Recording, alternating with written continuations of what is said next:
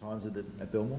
Yeah, no, it's good, Danny. I think for us it's important that we're focusing on the process though. But in saying that, it's pretty cool. I mean, for myself coming back and seeing the fans gather around us, so it's been awesome. Do you get to appreciate that? Yeah, for sure.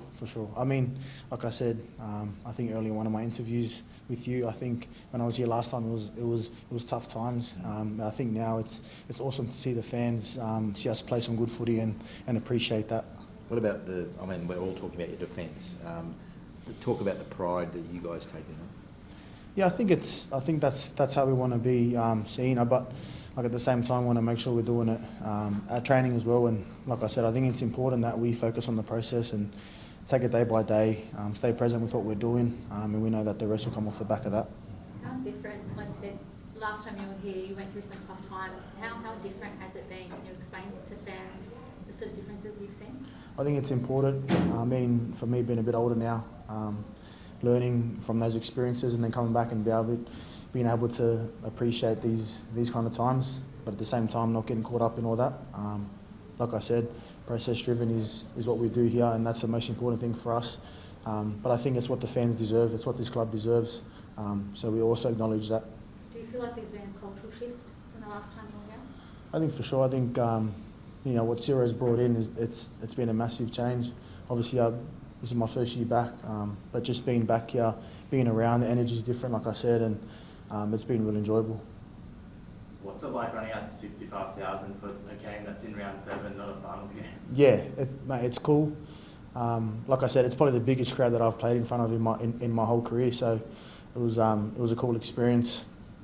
And like I said, I think the Bulldogs fan base it's probably the biggest in the NRL, and it's probably the most proudest. So, and we love that. We love them. The support they show us, it means a lot to us, and it means what this club means to them. So I think that's important.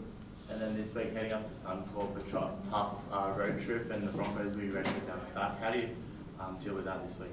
Yeah, I think like I said before, we're process driven. We just got to make sure we're going out there focusing on ourselves, doing what we can do right and doing what we can control, and then the rest will come off the back of that. They're a very talented team. They're a fit team, and they've got some great players in that team. So we know that, and we just got to be on our A game. You guys, sorry, I was just going to say that you guys have the potential to go 0-7 for the first time in Bulldogs history, but I know the Broncos had a bit of a mixed season so far. But do you see them as, I guess, like a test to gauge where the Bulldogs are actually at this year?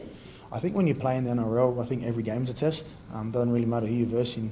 Everyone's going to turn up to the challenge. And like you said with us, we're not too focused on the 0-7 kind of stuff. We know what we can do if we just focus on our game and our processes, and that's what's important to us. Like I said before, they're a great team.